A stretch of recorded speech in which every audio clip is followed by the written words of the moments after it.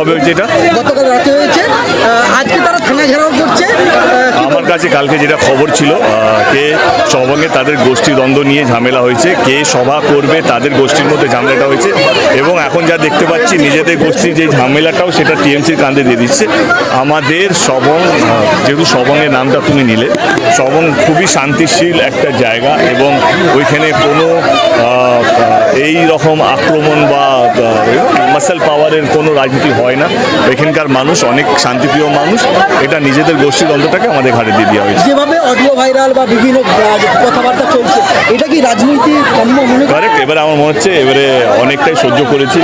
আজকে আমরা একটা এফআইআর লঞ্চ করছি অডিও ভাইরালের জন্য, এবং যারা যারা এর সঙ্গে যুক্ত আছেন তাদেরকে আমার মনে হয় চিহ্নিত করা উচিত। কারণ সন্ধ্যাবেলা কালকে বাড়ি ফেরার পর হিরণদা বলছিলেন যে তাহলে দেব ভয় পাচ্ছে কেন? আমি বলছি পুলিশ কেন, ইডি, সিবিআই, এফবিআই, যে এজেন্সি আছে পৃথিবী জুড়ে তাদেরকে লাগিয়ে দিন, এবং যারা যারা এই যে ভোট জেতা রাজনীতি যিনি করছেন, হিরণবাবু থেকে আরম্ভ করে তার যে সঙ্গে সঙ্গে যারা আছে তাদেরকে আমার মনে হয় এবারে তদন্ত করে তাদেরকে চিহ্নিত করা হবে। এই যে ভুল প্রচার করা হচ্ছে, এবং আমি কি বলবো, মানুষ জেতার জন্য এতটা নিচে নেমে যাচ্ছে, এটা শুধু রাজনীতি না, দেশ পিছিয়ে যাচ্ছে।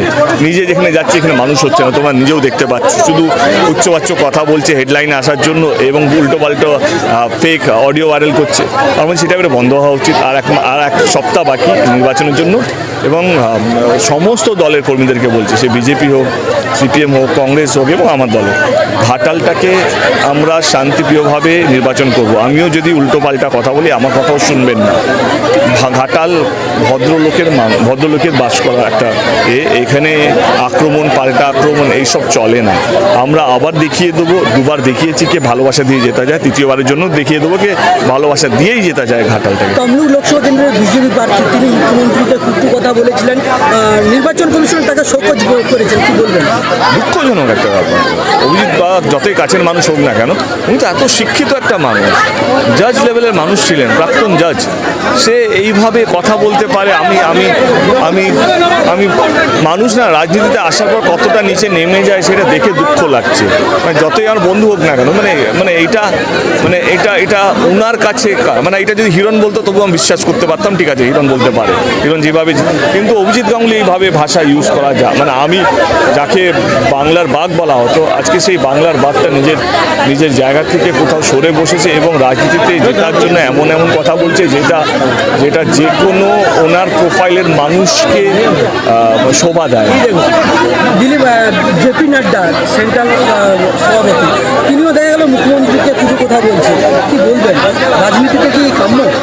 এইটাই তো বলছি, সেই জন্য আমাকে বেশি ভালো দেখা যাচ্ছে, কারণ যেটা নর্মাল হওয়া উচিত সেটাই খুব অ্যাবনর্মাল মনে হচ্ছে, আর যেটা অ্যাবনর্মাল হওয়া উচিত এই কথা, এই যে উচ্চবাচ্য কথা, এই যে কত টাকা বিক্রি হয়, এই কথাগুলো মনে হচ্ছে খুব নর্মাল কথা।